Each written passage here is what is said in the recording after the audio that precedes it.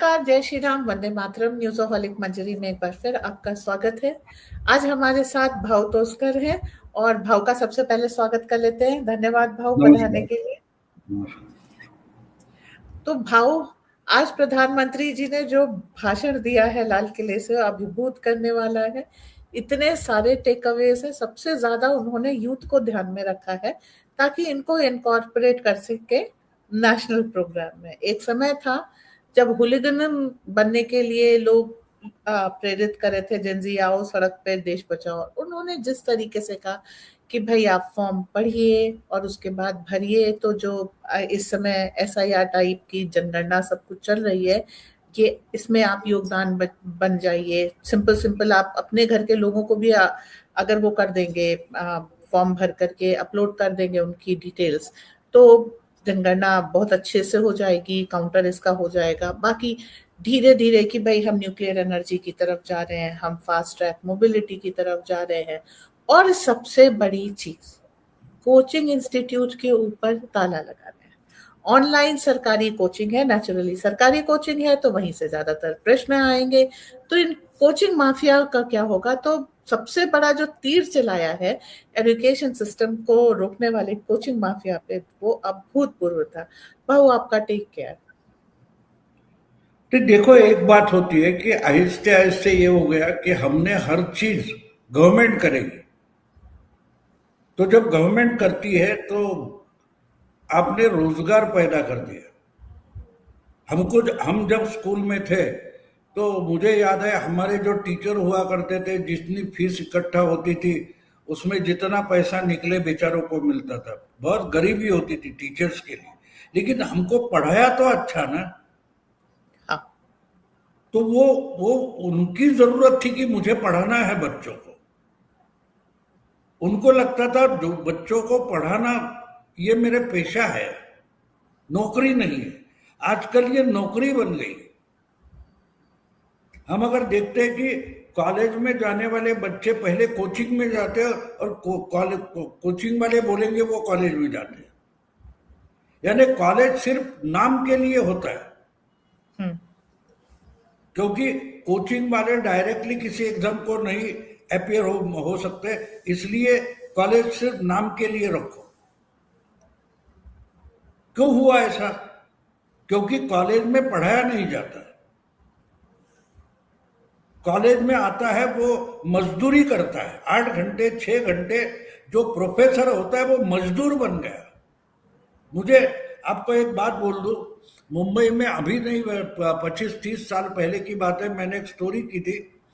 Agarwal class नाम का बहुत बड़ा क्लास था। ये जो अग्रवाल थे ये रिजर्व बैंक में नौकरी करते थे।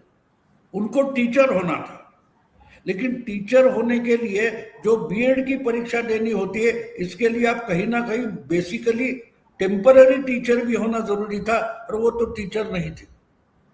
तो रिजर्व बैंक की नौकरी करते करते वो शाम को बच्चों को पढ़ाने लगे अपने घर में।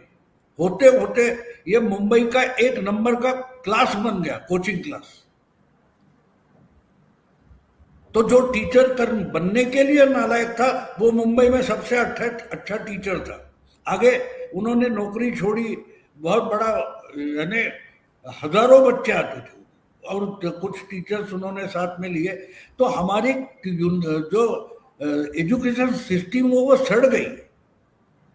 आपको और एक बात बोल दूं, मैंने जहां पत्रकारिता शुरू की मराठा, तो हमारे जो संपादक थे वो ओरिजिनली टीचर थे। 100 साल पहले वो टीचर थे, 100 साल पहले। और उन्होंने लिखी हुई किताबें स्कूल में चलती थी, कोई पाठ्य पुस्तक मंडल वगैरह नहीं था। तो ये हर चीज आप सरकार पर थोप दोगे, और सरकार लोगों को रोजगार देती ना कि क्वालिटी देखती है, तो कैसे बच्चे पढ़ सकेंगे? तो पहले सबसे पहली बात यह कि जो क्वालिटी है वो मेंटेन करनी पड़ेगी। मुझे याद है 1999 में मैं अमेरिका में गया था, तो ग्रैंड रैपिड्स नाम के सिटी में मैं रहता था।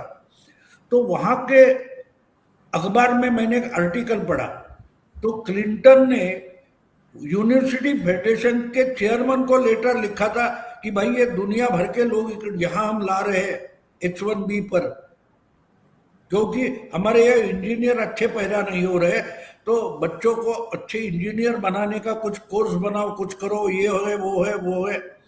तो वो यूनिवर्सिटी फेडरेशन का जो चेयरमैन था उसने क्लिंटन को लिखा था कि हमको स्टूडेंट इंपोर्ट करने पड़ रहे, लेकिन हम हमारा एजुकेशन स्टैंडर्ड नीचे नहीं जाने देंगे। हम बच्चे स्टूडेंट इंपोर्ट करेंगे लेकिन हमारा यूनिवर्सिटी का स्टैंडर्ड नीचे गिरने नहीं देंगे। आज हमारे देश की एक यूनिवर्सिटी है जो दुनिया की 100 यूनिवर्सिटी में मानी जाती है, तो यहीं से शुरुआत होती है। अब वहां जाओगे तो बोलोगे कि ये पेशा कैसे बना, क्योंकि पेशे का मतलब आज देश में एक बड़ी चर्चा चलती है कि बेरोजगारी बढ़ी है। बेरोजगारी नहीं बढ़ी है, पगार देने वाली सिस्टम बड़ी नहीं है। लोगों को पगार चाहिए, काम नहीं चाहिए। हर एक को गवर्नमेंट की सर्विस चाहिए, क्योंकि पगार की गारंटी होती है, काम करने की जरूरत नहीं है। अगर इतने बड़े इंफ्रास्ट्रक्चर के काम चल रहे हैं, वहां बहुत सारा रोजगार है, हमको वहां नहीं जाना है, क्योंकि वहां काम करना पड़ेगा, मेहनत करनी पड़ेगी। आईटी आईटी आईटी बोला जाता है, क्या करते हैं आईटी के बच्चे? बड़ा अच्छा उनको पैकेज वगैरह मिलता है, पर इतने टाइम में इतना काम करना है। हमारे यहाँ तो सुप्रीम कोर्ट इतना काम नहीं करती। शिवसेना की केस चल रही है, ये केस चल रही है, 22 साल 27 साल 18 साल केस सुनी ही नहीं जाती। ये सुप्रीम कोर्ट करेगा जो हमको न्याय देगा। हमने पूरी सिस्टम का मजाक बना रखा है। को अधिकार है और किसी को भी जिम्मेदारी नहीं है। ये हमारी डेमोक्रेसी है। हम भूल गए कि हक तब मिलता है जब जिम्मेदारी होती है। बच्चे को थप्पड़ मारोगे लेकिन उसको खिलाना भी पड़ता है ना, उसको खिलाना भी पड़ता है। तो बच्चे पैदा करोगे तो जिम्मेदारी भी होनी चाहिए। जिन लोगों ने इन बच्चों को पैदा किया वो गंदी भाषा बोल रहे, गाली गलौज कर रहे, और उनको हम छात्र बोलेंगे। अगर ये छात्र है तो देश की पूरी एजुकेशन सिस्टम बंद कर दो। अगर बच्चे गालियां सीख रहे, जंतर मंतर के बाद जो हमारे सामने आ गया, तो ये कोचिंग क्या होता है? बहुत सारे, मुझे याद है 20 साल पहले की, 15 साल पहले की बात है, मैंने, उसका भी नाम शायद जायसवाल था, यूपीएससी का टॉपर था। उसका पिता लखनऊ में साइकिल रिक्शा चलाता है। उसको कौन सा कोचिंग था? कौन सा कोचिंग था? कोचिंग पर हमने इतना खर्चा किया और हमारे बच्चे के ये हो गया, उसने सुसाइड कर दिया। अरे क्यों खर्चा किया? तुम्हारा बच्चा रेस का घोड़ा है कि उसको दौड़ा रहे थे और उस पर इतना पैसा लगाया था, वो डूब गया। तो पहले बाप ने डूब मरना चाहिए। अपने बच्चे के पास वो क्वालिटी नहीं है, अगर वो क्वालिटी बनाने वाले संस्कार आपने नहीं दिए तो बच्चे को सुसाइड करना जरूरी है। आपने उसको घोड़ा बना के रखा है, छात्र नहीं बनाया। तो ये पूरी सिस्टम जो है वो कागज की बनी है। मुझे कॉपी करने वाले बच्चे गलत नहीं लगते। क्यों गलत है भाई? एक कागज तो दिखाना है, ये परीक्षा पास करो, ये कागज देखो मैंने पास किया। कुछ आता है, कुछ आता नहीं, लेकिन सर्टिफिकेट है। हमारी पूरी जिंदगी कागज की बन चुकी है। तो ऐसे में जो एजुकेशन है उसमें कोचिंग वगैरह ये सब मामले बाद में पैदा होते। ओरिजिनल प्रॉब्लम देखो, हमने शिक्षा व्यवस्था को सर्टिफिकेट बना के रखा है। मेरे पास सर्टिफिकेट होना चाहिए। आज पूरी गवर्नमेंट की सिस्टम अगर फेल्योर जा रही है, इसका एक ही कारण है, हर एक के पास सर्टिफिकेट है लेकिन उसको वो क्या कर रहा है पता नहीं। किताबें पढ़ने से ज्ञान नहीं होता। ज्ञान जब आप वो एब्सॉर्ब करते हो, हम खाना खाते हैं, वो हजम करते हैं, तो उसका हमारी शरीर को ऊर्जा देने में मदद होती है। अगर बदहजमी हो जाए तो ये सब कोचिंग वगैरह है ना, ये बदहजमी है। आपको इतने नंबर लाने हैं, बस नंबर लाओ, उसके बाद आगे कुछ करना नहीं। तो यहां गलती हो जाती, हमने बच्चों को पढ़ाया नहीं है, इसलिए फिर वो थक जाते हैं कोचिंग वगैरह से। तो टाइम पास के लिए क्या करते थे, गाली गलौज सीख लेते। ये गाली गलौज सिखाई हुई है।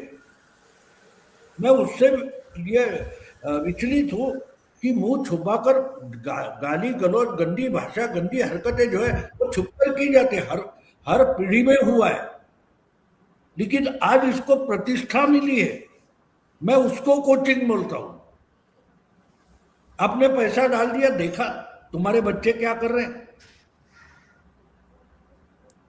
अगर पेरेंट अपने बच्चों को टाइम नहीं दे रहे बल्कि सुविधा और पैसा दे रहे, तो सबसे गलत पेरेंट वो है।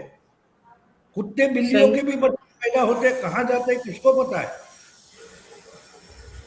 तो इसलिए प्रधानमंत्री ने जो बोला है, मैं मानता हूं कि उसको कोई खुद, लेकिन वो क्या कर रहा है उससे भी पॉलिटिक्स ढूंढते, पॉलिटिक्स ढूंढ रहे उसमें। मत ढूंढो उसमें पॉलिटिक्स। एक इंसान कुछ अच्छा करना चाहता है तो उसके साथ खड़े हो जाओ, खड़े हो जाओ। तो इसलिए प्रधानमंत्री को भी पॉलिटिक्स खेलना पड़ता है, चुनाव जीतने हैं वो है तो क्या करें। तो इसलिए इन्होंने जो कोचिंग क्लास के बारे में या ऑनलाइन वगैरह बनाया, तो कोई तो उठकर खड़ा होकर उन बच्चों को बोले, अबे तेरे पास इतनी हिम्मत है, तुझे आजादी चाहिए, तो कोरोना के समय रास्ते पर आकर कोरोना से क्यों नहीं लड़ रहा था। तब ओरिजिनल कॉकरोच बन के छुप कर बैठे थे सारे। आज जो कॉकरोच कॉकरोच बोल रहे हैं ना, ये ओरिजिनल कॉकरोच है। और उस वक्त रास्ते पर कौन आ रहा था, सफाई मजदूर आ रहा था, पुलिस आ रहा था, जिनको आज तुम सबसे गंदी बात बोलते हो, लेकिन वो लड़ रहे थे कोरोना से। तुम नहीं लड़ रहे थे, तुम ओरिजिनल कॉकरोच थे। इंसान की शरीर में जो कॉकरोच नाम की मेंटेलिटी है वो ये है। और प्रधानमंत्री अगर लड़ना चाहते तो उससे लड़ना चाहते। तुम्हारे दिमाग में बैठा कॉकरोच है वो निकालना जरूरी है। वो सिर्फ पढ़ने लिखने से, कोई सर्टिफिकेट या परीक्षा पास होने से नहीं होता जिंदगी की। वो प्रधानमंत्री ने जो परसों आईआईटी में भाषण किया, मुझे बहुत पसंद आया। बोली यहां सिलेबस है, जिंदगी आउट ऑफ सिलेबस परीक्षा है। कितनी बड़ी बात है, कितने लोग समझ पाए, कितने लोग समझ पाए। 1%। उन्होंने वहां तक बोला कि भाई यहां तो कम से कम क्वेश्चन पेपर सामने आता है, उधर क्वेश्चन पहले ढूंढने पड़ते हैं और बाद में उसका समाधान। कितनी बड़ी बात है। और वो सबसे बड़ा अनपढ़ है, वो सबसे, क्योंकि उसके पास जो सर्टिफिकेट लगता है वो नहीं है, ज्ञान बहुत है। हमारे महाराष्ट्र के एक बड़े संत तुकाराम महाराज, वो क्या पढ़े लिखे थे, लेकिन उन पर 1000 से ज्यादा लोगों ने उनकी कविताओं जो ये है उस पर हजारों लोगों ने पीएचडी की। वो तो खुद पढ़े नहीं थे। ये जो कोई भी बोलता है ना, देश को अनपढ़ प्रधानमंत्री नहीं चाहिए।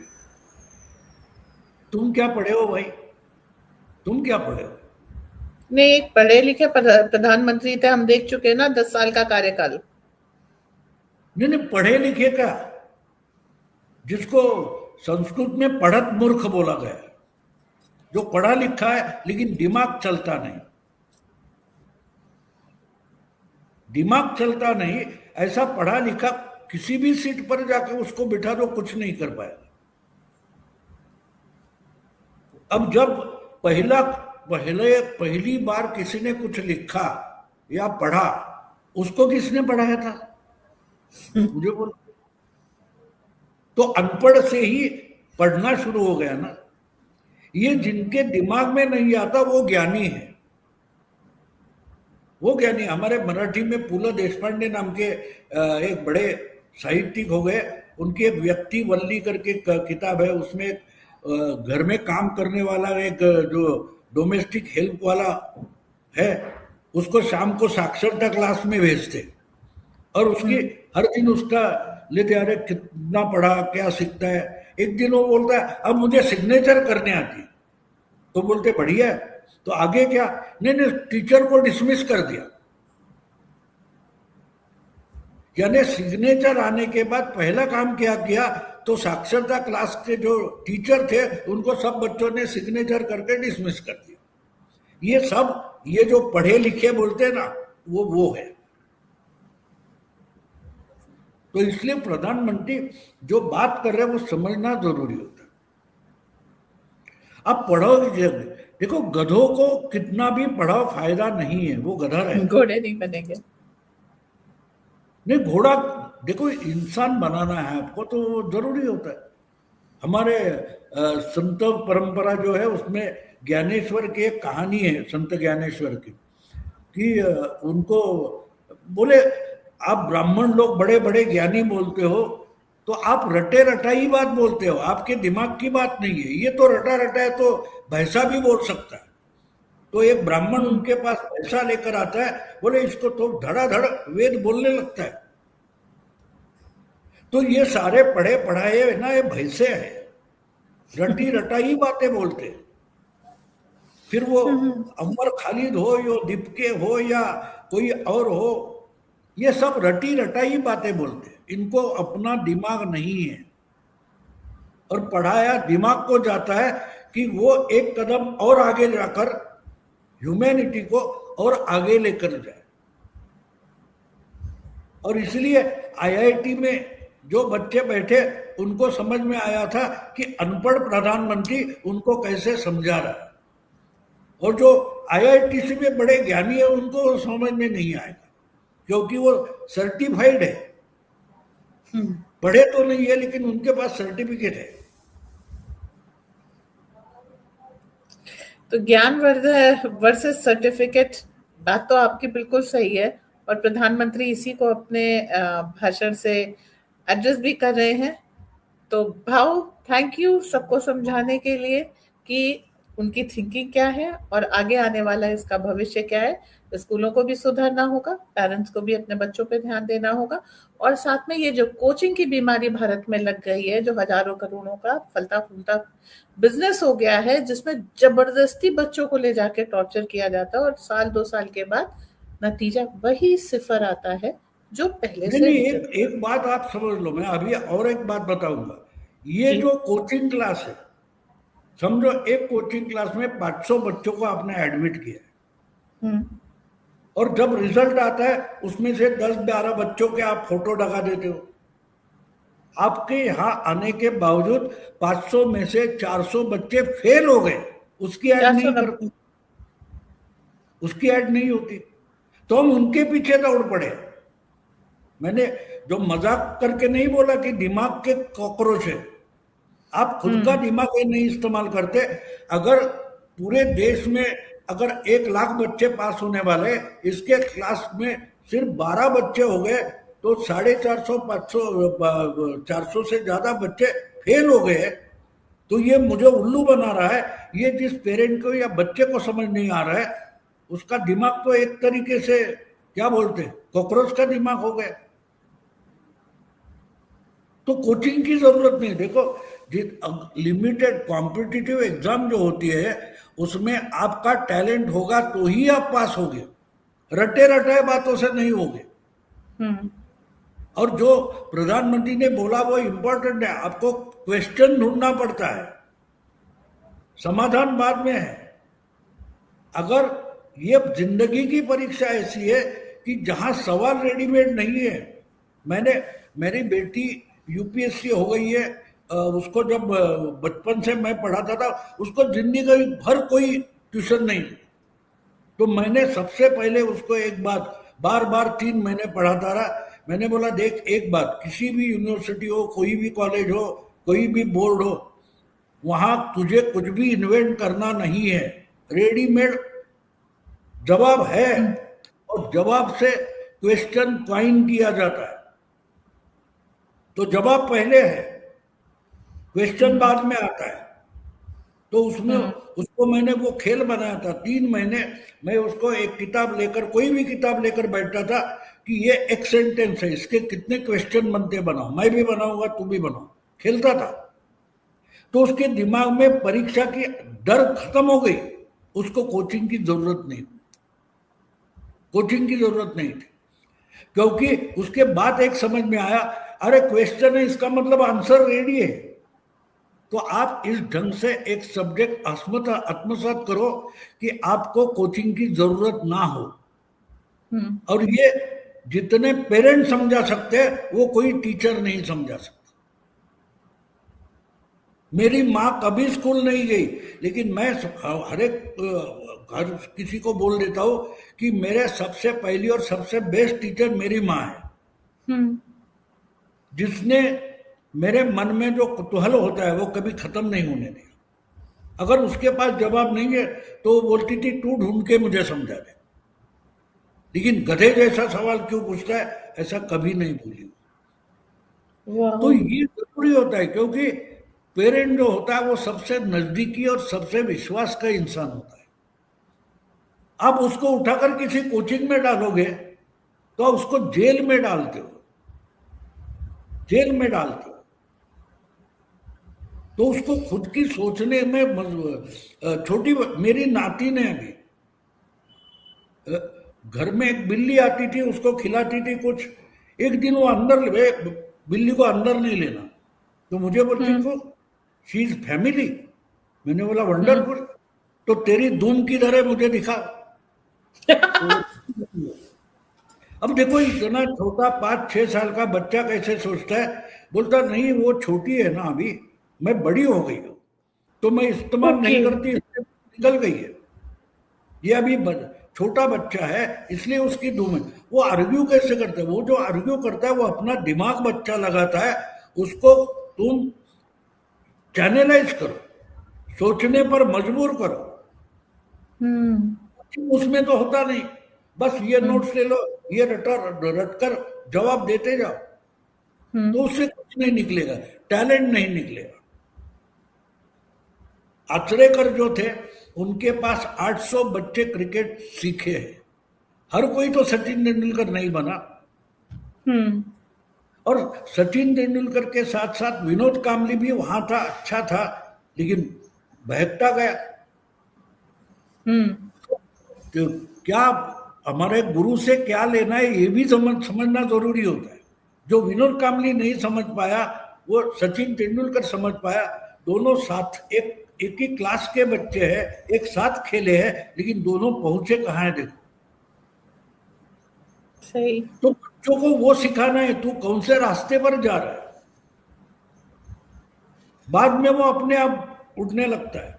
मैंने एक गांव में था वो देखा, एक सालुंकी नाम की एक चिड़िया होती है हमारे, तो वो बच्चे को खेत के कीड़े निकाल कर खिलाती है, लेकिन जो बच्चा उड़ने के पर निकल आते हैं फिर भी उड़ना नहीं चाहता, घर में बैठकर घोंसले में बैठकर खाना चाहता है, वो खिलाती नहीं, उसको खिलाती तो उसको घोंसले के बाहर निकालकर गिरने देती है, और जब कीड़े निकालती है अगर वो उसी जगह आ गया तो उसको मारकर भगाती है कि तू अपना खाना ढूंढ ले।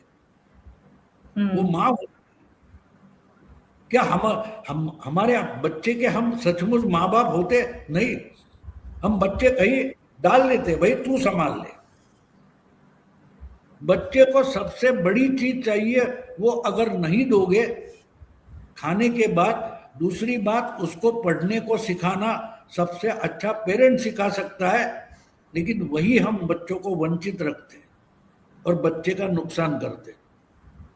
तो कोचिंग क्लास वगैरह देखो, मैं सिगरेट पीकर मेरा गला खराब हुआ है तो सिगरेट की कंपनी को गुनहगार नहीं मानूंगा, मैं खुद को मानूंगा, मैंने क्यों किया। तो ये बात होती है, लोगों को ये समझाना पड़ेगा। लेकिन बात ये होती है ना कि आसान चीजें बहुत जल्दी पसंद आती है। हम जब कॉलेज में थे लोगों के बच्चों के कान दिखाई नहीं देते थे, क्यों? अमिताभ के कान पर बाल थे, राजेश खन्ना के कान पर बाल थे, हमारे भी कान गायब हो गए, है ना? क्यों? लेकिन अमिताभ बच्चन अगर उस फिल्म में कथा जो स्टोरी होती है उसमें एक बच्ची का संरक्षण करता है, वो नहीं हम करेंगे, वो आसान नहीं है ना। हाँ। बाल बढ़ाना आसान है, उसके जैसा शर्ट खरीदना आसान है, लेकिन वो मारा मारी करके औरत को या महिला को बचाता है, वो नहीं करेंगे, उसकी कॉपी नहीं होगी। क्योंकि जो आसान चीजें होती है लोग जल्दी उठाते हैं। और आसान जो देखो, अरे ये तो सरकार ने करना चाहिए, अरे तू क्या करेगा, कम ही तू निकालेंगे। बच्चे पैदा कर। तो ऐसे बोलने वाला नेता लोगों को पसंद आता है, जिम्मेदारी सिखाने वाला पसंद नहीं आता। ये दुनिया की रीत है, तो क्या करें, क्या करें। तो ये मुझे सबसे बड़ी बात, एक किसी की बात सुनी, अरे पेपर लीक हो गया ठीक है, लेकिन खरीदा किसने, किसी ना किसी के पेरेंट ने खरीदा है ना। बच्चों के पास इतने पैसे नहीं होते। तो इसलिए बात ये है ना कि हमारे यहाँ इतने लोग ज्ञानी हो गए कि हर दूसरा गलत है, सिर्फ मैं सही हूं। ये जो बीमारी है उससे निकलना पड़ेगा, तो देश और समाज बहुत आगे निकल जाएगा। और अपनी तरीके से हमारे प्रधानमंत्री अमित शाह वगैरह वो कोशिश कर रहे हैं, जो कोशिश 60-70 साल पहले शुरू हो जानी चाहिए थी, वो अभी शुरू हुई। तो उसके परिणाम मिलने में भी 50-60 साल लग जाए, देखते। देखिए, परिणाम का टाइम तो उन्होंने तय कर दिया, उन्होंने 2047 को अपना लक्ष्य रखा है, जिसमें अभी भी करीब 20 साल है, तो आराम से हम वहां पर पहुंच सकेंगे। लेकिन जो नहीं नहीं, जिसे कहना मीडिया को चाहिए वहां पहुंचने में 50 साल लग गए, बाकी लोगों को है ना, बाकी लोग आई जानते हैं। Trust in flash. एक एक बात देखो, एक बात देखो, अगर दीपके को आज दिल्ली में कोई हॉल नहीं मिल रहा, किसी पार्क में मीटिंग करता है, तो वहां के रेसिडेंट निकलकर उसको बाहर करते हैं, गंदगी नहीं चाहिए, तो लोगों को तो पता चल रहा है ना, मीडिया को नहीं पता चलता। और उसको हमको पैसे मिल लगता रहे है हैं। मीडिया बताता है वही दुनिया है, बिल्कुल नहीं। मीडिया को पता ही नहीं दुनिया कहाँ है, दुनिया में क्या चल रहा है। हम जो जी रहे हैं वो हमें पता है, मीडिया को पता नहीं। लेकिन हमको लगता है कि मीडिया बोलते हैं बस वैसे हम जी रहे, बिल्कुल नहीं। लोगों ने देखो, कानून जो है, कानून लोकतंत्र में लोगों का होता है, वो सरकार के लिए सौंपा है। जैसे मैंने मेरी बच्ची स्कूल में डाली थी, अगर स्कूल में सही पढ़ाया नहीं जाता तो मैं उसको निकाल लूंगा, मैं पढ़ाऊंगा। वैसे ही कानून संभालने के लिए सरकार के हाथ में दिया है।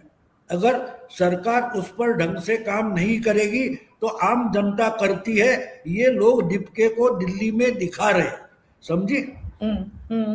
उसको कानून परफेक्ट। हाथ में लेना नहीं बोलते, उसका जनता पालन ही अक्षरशः। वो सामने आ रहा है। तो प्रधानमंत्री को मालूम है कि आम जनता काम कर रही है, 47 में हो जाएगा, लेकिन मीडिया में वो बातें 2070 में आ जाएगी। मीडिया में नहीं, मीडिया को बहुत देर से पता चलता है कि 3 दिन का सूरज उगता है डूबता है, उसके बाद बोलते अरे थर्सडे को सूरज निकला था, ये मीडिया में खबर बनती है आजकल। तो मीडिया को तरफ मुड़कर देखना बंद कर दो, तो सामने क्या है दिखाई दे।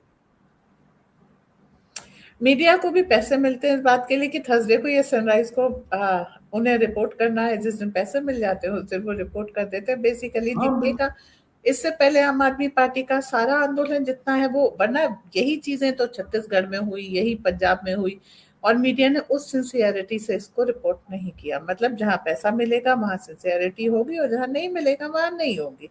दैट्स मतलब मीडिया नहीं, एजेंडा है, और वो जो फॉरेन फंडेड है। इसी सब चीजों को खत्म करने के लिए जो नई नींव डाली है प्रधानमंत्री ने, अभूतपूर्व है।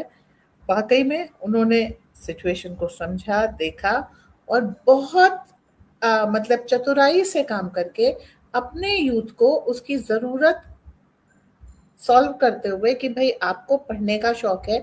कुछ जेन्युइन स्टूडेंट होते हैं जिन्हें कोचिंग की जरूरत होती है, वो सचमुच डॉक्टर, इंजीनियर ये सब बनना चाहते हैं, उनको सरकारी तंत्र फ्री में पढ़ा देगा। यूट्यूब वगैरह आदि मीडिया पे उनके लिए कोचिंग क्लासेस हैं, माता पिता के पैसे भी बड़े बचेंगे, बच्चे घर पे भी, ये खुद तो कह रहे हैं, बच्चा आपका आपके घर पे आपके सामने रहेगा, वो पढ़ेगा भी, और हो सकता है अगर उसमें टैलेंट है तो वो सेलेक्ट भी हो जाए। सेकेंडली उन्होंने ये भी कहा कि भाई खेल कूद के लिए 5 साल के बच्चे से हम खोजना शुरू करेंगे ताकि हम उनको वर्ल्ड के बहुत सारे गेम्स के लिए ट्रेन कर सकें।